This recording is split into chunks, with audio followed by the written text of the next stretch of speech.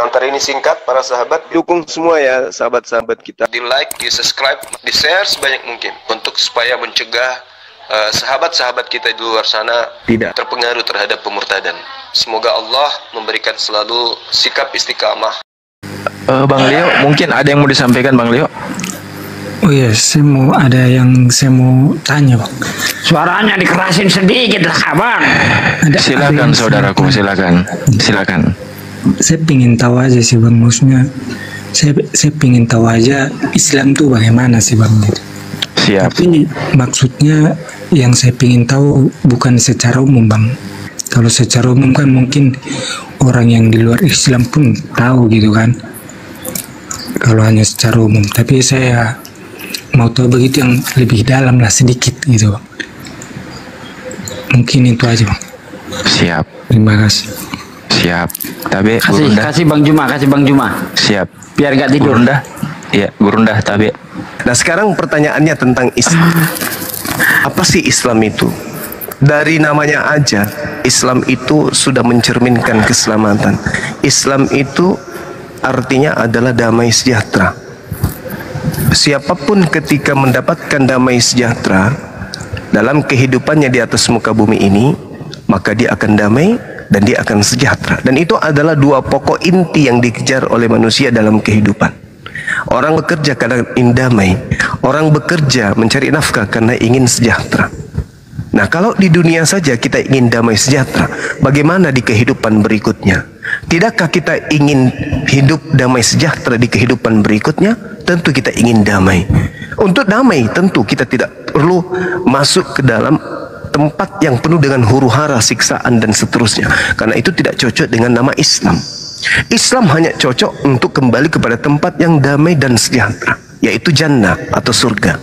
Maka solusi yang diberikan oleh Islam adalah damai sejahtera. Yeremia 29 nomor 11. Aku tahu rancanganku tentang kalian wahai manusia, yaitu rancangan damai sejahtera, bukan rancangan yang merusak, bukan rancangan yang mencelakakan, tetapi rancangan shalom, salam atau Islam. Jadi Islam itu adalah damai sejahtera.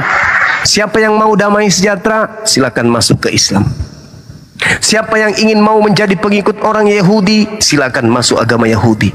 Siapa yang ingin masuk menjadi Kristen, mengikuti Yesus, silakan masuk Kristen. Tapi siapa yang mau damai sejahtera, ayo monggo mari rangkulan masuk ke dalam agama Islam. Silakan. Siap. Pak De Sugi mau ditambahkan Pak De? Ustadz Alif.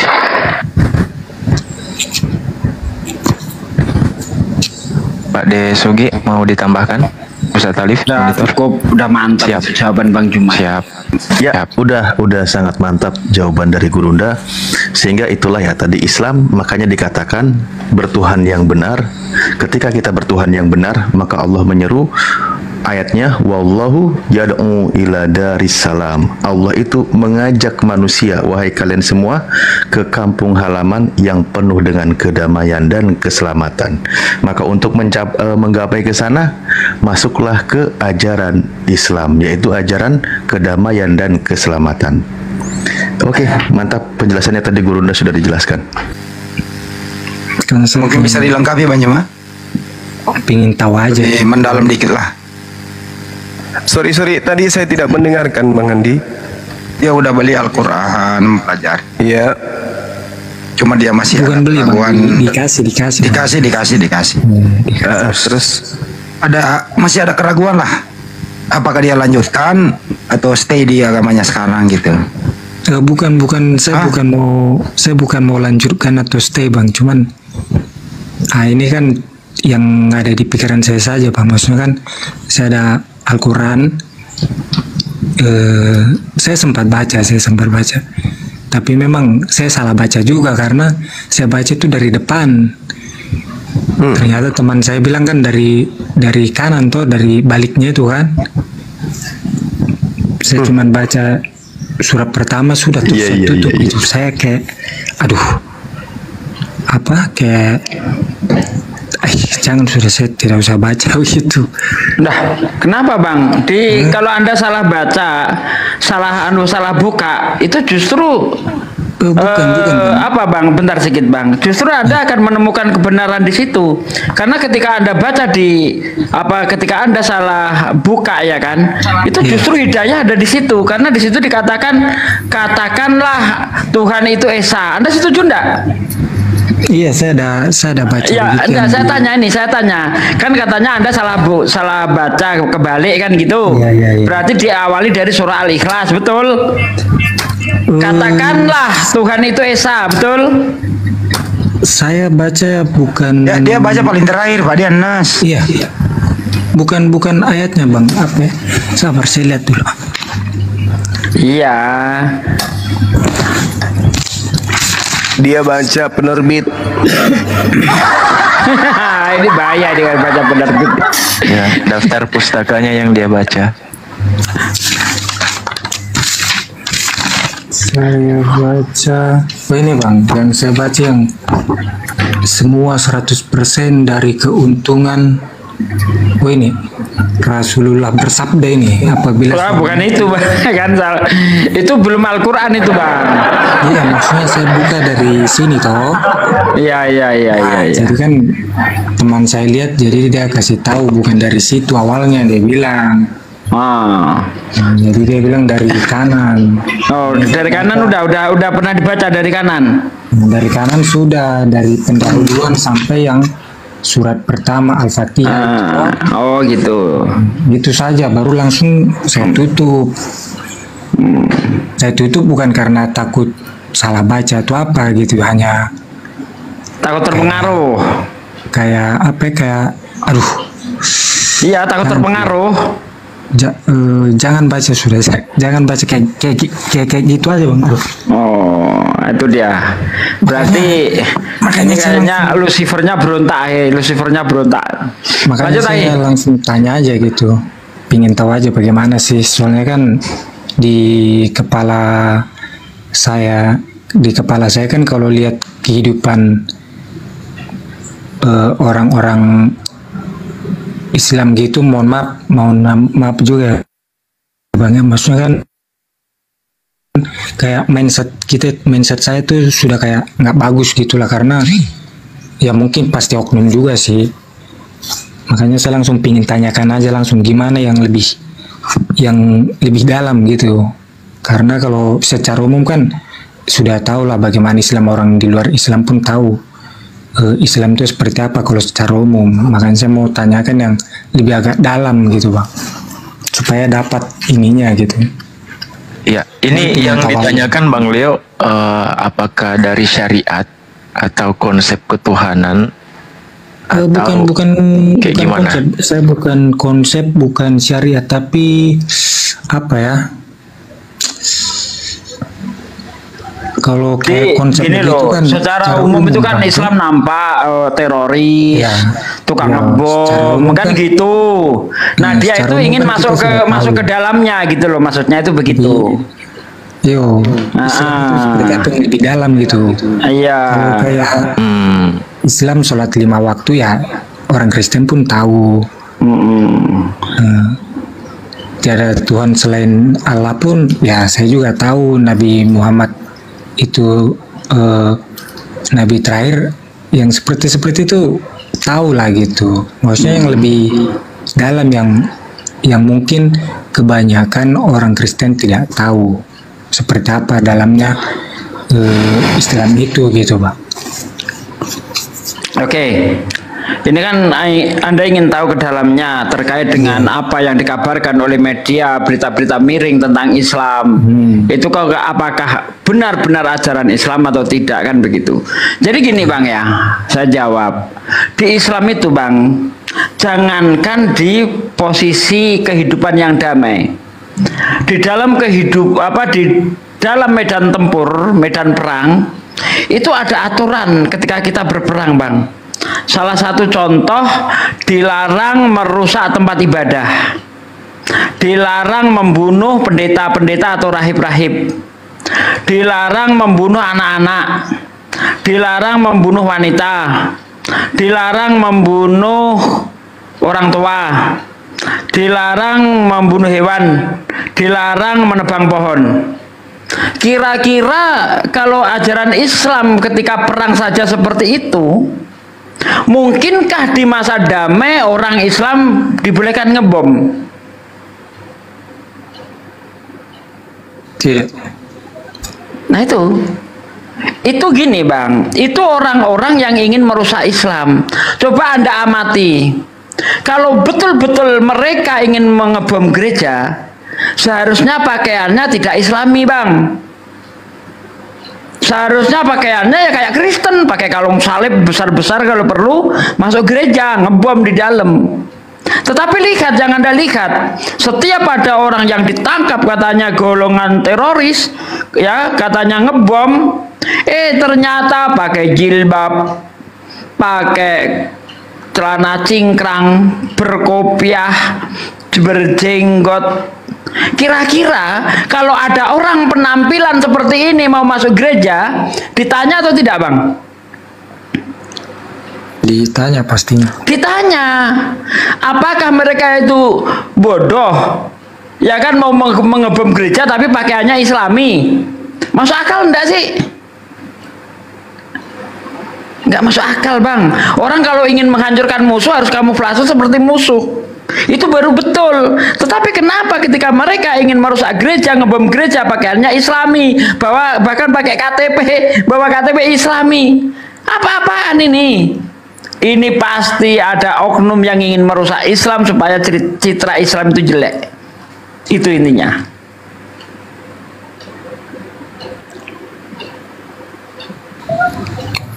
Oke, berarti Islam itu indah begitu ya. Jadi maksudnya indahnya itu indah seperti apa Bang? Islam ini agama yang sangat indah sekali. Ya. Salah satu contoh, Nabi bersabda begini, barang siapa yang menyakiti orang-orang kafir yang hidup damai dengan Islam, di dalam istilah Arabnya itu kafir zimi, kafir yang mau hidup damai dengan orang Islam. Kata Nabi, barang siapa yang menyakiti orang kafir yang hidup damai dengan orang Islam, maka dia menyakiti aku. Barang siapa menyakiti aku, dia menyakiti yang mengutus aku. Orang kafir yang tidak memiliki permusuhan terhadap Islam wajib hukumnya untuk dilindungi. Nggak boleh diganggu, baik secara lisan, ya tidak boleh disakiti secara lisan ataupun dengan perbuatan. Nggak boleh Bang, dilindungi di Islam Bang. Gimana? Apalagi? Tanya aja, tanya. Banyak sih pertanyaan. Ya. Bahkan salah satu ayat Al-Quran mengatakan membunuh satu orang itu sama saja membunuh seluruh manusia. Di Al-Maidah berapa Ustaz Talib? Monggo Ustaz Talib. Gimana Pak Deh? Membunuh satu orang sama saja membunuh seluruh manusia. 32. Al-Maidah 32 tuh. Coba membunuh satu manusia yang tidak bersalah itu hukum dosanya sama saja membunuh seluruh umat manusia di muka bumi ini. Bagaimana Bang? Itu aturan di dalam Islam.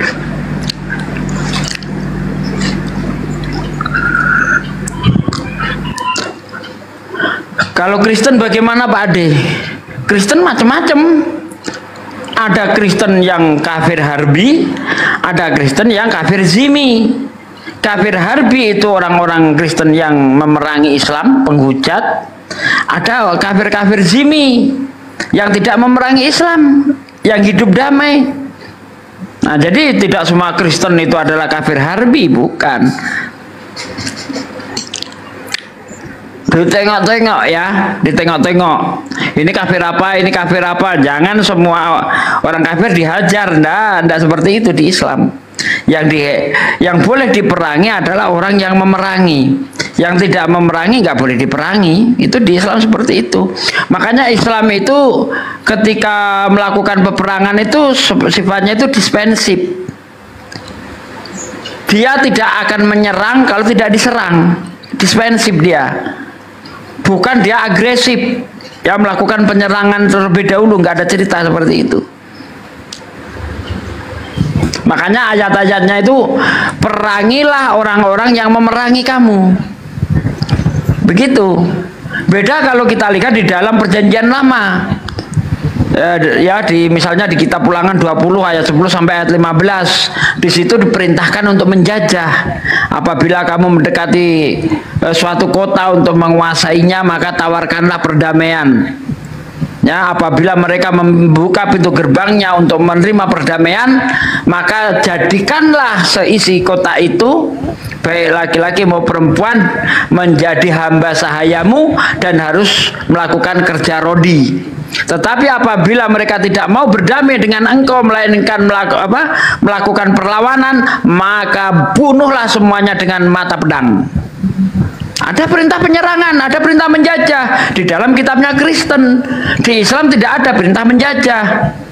Bang Leo, coba Anda baca di dalam Ulangan 20 ayat 10 sampai 15, coba dibaca, Bang. Berat Kalau nggak materinya percaya. itu, Pak. Berat materinya itu dia, berat dia materinya. Mungkin abang bacakan saja kah? Sorry bang. Baca aja, Bang, nanti nggak percaya kalau saya yang baca. Enak kamu yang baca, kamu buktikan sendiri, kamu cermati baik-baik ayatnya. Ulangan 20 nomor 10 sampai 15. Coba dibaca baik-baik. Itu jelas perintah menjajah itu. Makanya Belanda di Indonesia melakukan perbudakan dan kerja rodi dari mana asalnya? Bible.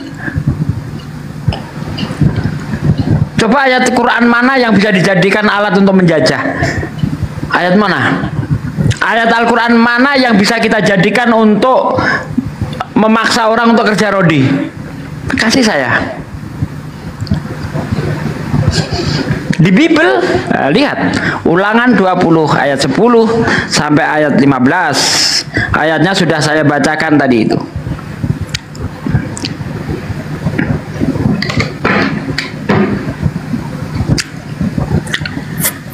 Udah ketemu Bang Leo? Bang Leo, ada Bible di situ, Bang Leo? Bang Leo lagi nyari korek, nggak nemu-nemu. Mungkin Ada? saya catat. Mungkin saya Ya. catat aja bang. Nanti saya Boleh. baca. Siapa yang mau bacakan, Bang Leo? Coba dibacakan, Bang Berasi atau siapa? Bacakanlah. Kalau saya yang baca, nanti saya dikira mengada-ada. Orang lain yang baca, oh berarti cocok gitu. Coba dibacakan. Ulangan berapa 20. Ulangan 20 ayat 10 sampai 15. Itu tentang peraturan-peraturan perang.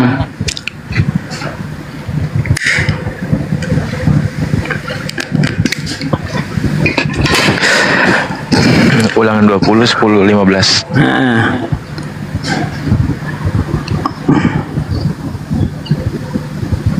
Nah ini.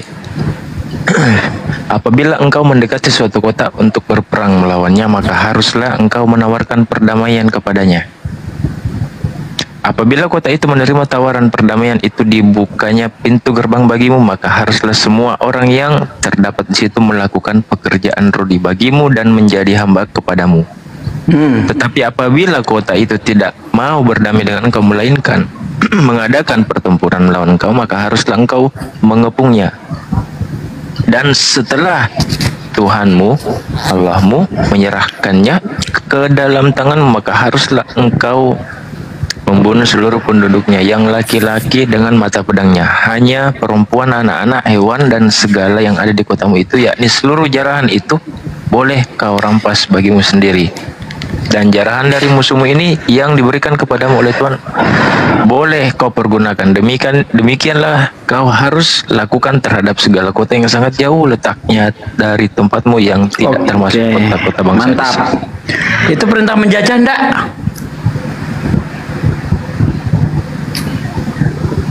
Bang, perintah menjajah enggak itu, Bang?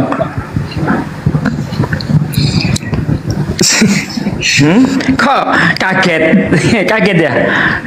Bukan bang. Maksudnya apa ya? Atau mungkin pertanyaan saya terakhir bang. Oh ya udah, nggak apa-apa. Silakan Bang. Yuk. Saya nggak mau maksa orangnya Bang. Kalau orangnya nggak ngeyel, ya saya santai-santai aja. Tapi Nah, kalau soalnya kan ngeyel Bang, wow, ayat kejam-kejam gue keluarin semua nanti. Iya. Soalnya memang kan saya mau tahu tentang Islam aja gitu Bang. Boleh. Siap. Jadi gini Bang, Anda jangan cuma cari tahu soal Islam, tapi juga belajar di kitabmu sendiri. Saya yakin Anda juga nggak baca kitabmu dengan benar. Makanya tadi saya melakukan perbandingan. Di Islam ini cara-caranya ketika berperang tidak boleh bukono begini-begini, ya kan? Nah di Kristen begini caranya. Nanti belum lagi saya tunjukkan misalnya di 1 Samuel 15 ayat 3 misalnya kan, anak-anak lagi nyusu pun harus dibunuh. Nah, itu nanti aja lah, gampang itu. Sekarang apa yang mau tanyakan lagi? Ya, saya mau tanya apa pengertian dari hidayah itu apa Bang? Hidayah itu petunjuk Bang. Dari kata hudan, petunjuk. Mungkin maksudnya bisa dijelaskan bagaimana cara kerjanya begitu atau apa gitu. Ya, silakan Ustaz Talib. Monggo. Ada guru ndak monitor kayaknya. Tapi Wah keren. Guru Monggo. Iya, baik. Hidayah itu adalah kondisi di mana orang melembutkan hatinya untuk menerima cahaya dari Islam. Cahaya Islam ini bisa dilihat dari keindahannya Islam. Aspek apa yang kemudian terindah di dalam Islam itu? Aspek yang paling terindah di Islam itu adalah tentang Tuhannya, tentang nabinya, tentang kitabnya, tentang ibadahnya, tujuan hidupnya, akhir dari perjuangan hidupnya, dan tempat di mana umat Islam itu akan kembali. Itu hal yang penting. Yang pertama, keindahan tentang sembahan. Umat Islam di atas muka bumi ini, Anda keliling ke bumi manapun, ke bagian bumi manapun, Anda tanya, siapa Tuhanmu? Mereka akan serentak mengatakan Allah. Kami bertemu dengan bule tinggi, hidungnya mancung, putih, bersih, ya, dengan menggunakan bahasa asing. Mereka memuji kepada siapa? Allah.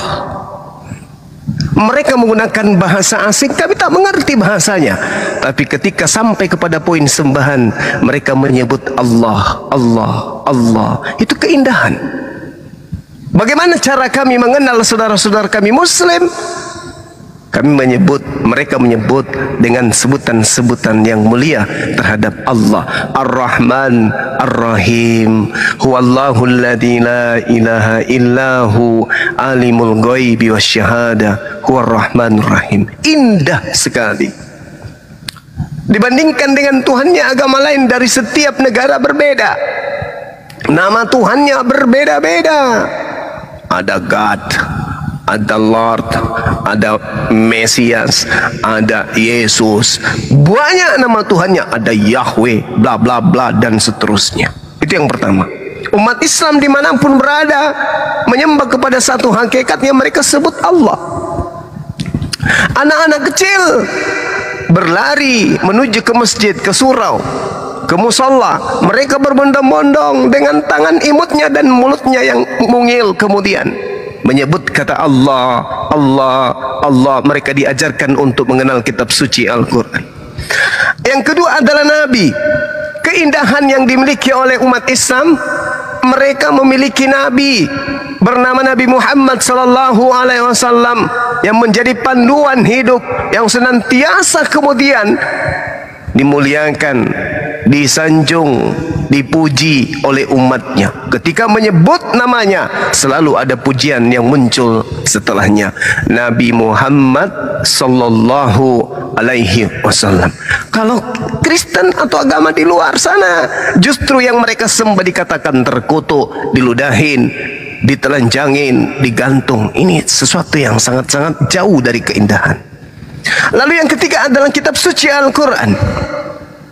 Ketika saudara sampai ke Amerika sana, Anda akan menemukan umat Islam membaca Al-Quranul Karim. Misalnya di dalam surah Sad, Bismillahirrahmanirrahim. فإذا سويته ونفخت فيه من روحي فقعوا له ساجدين فسجد الملائكة كلهم أجمعون إلا إبليس istakbar wa kana minal kafirin. Anda ke penghujung bumi manapun, ketika mereka membaca ayat ini, bacaannya sama, indah sekali. Orang bule membaca Quran tidak pernah berubah kaidahnya, makhraj hurufnya sama.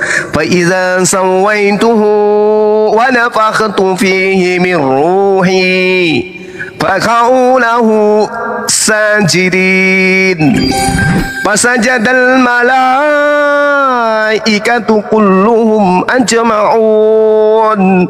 Kemana kita pergi di atas muka bumi ini, bacaan kitab suci Al-Quran, entah itu orang Afrika, entah itu orang Amerika, entah itu orang Jepang, orang Cina, membaca Al-Quran, lafaznya pasti sama. Indah Islam itu. Lalu kemudian lihat ibadahnya, keindahan ibadah di dalam Islam, salatnya, rutinitas ritual prosesi keyakinan ibadah yang berlandaskan atas keyakinan mereka. Salat, coba Anda lihat salatnya mereka umat Islam itu. Masjid-masjid menyuarakan Allahu Akbar, Allahu Akbar, La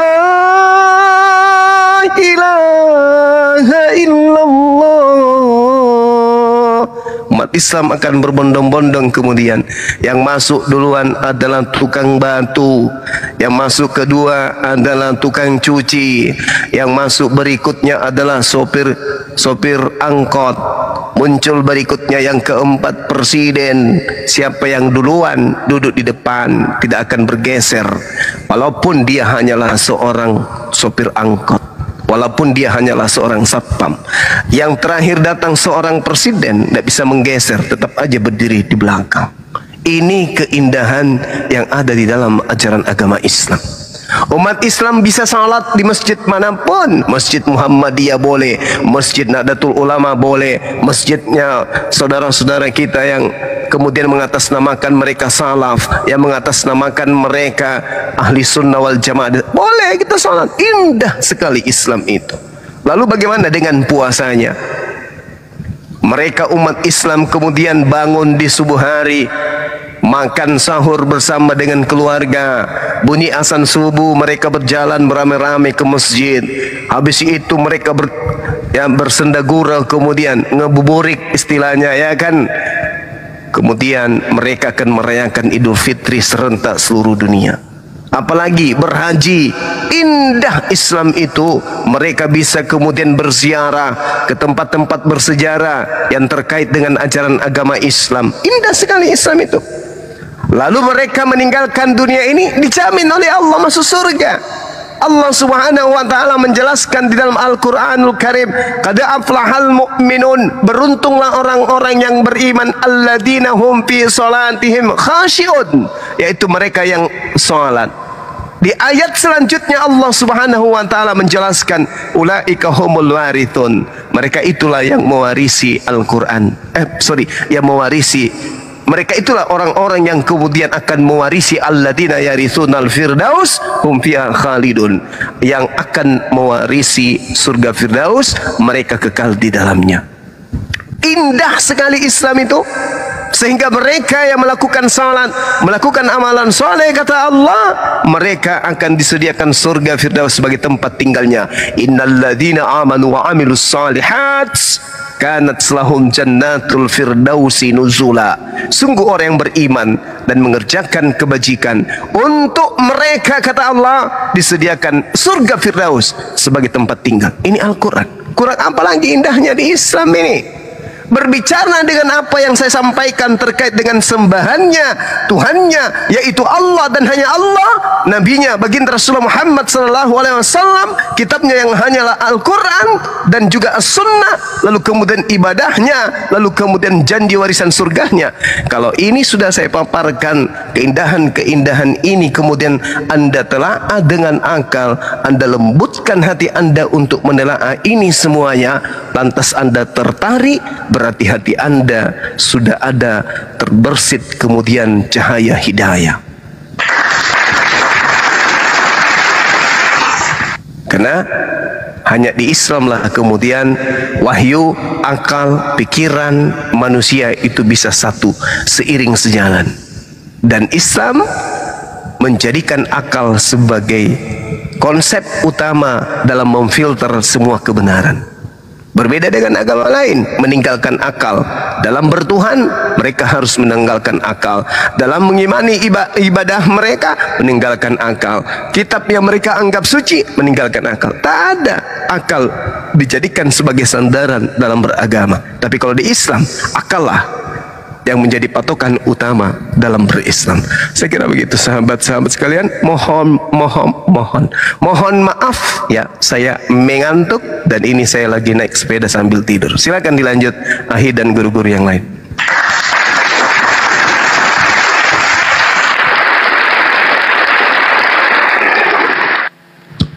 Gimana?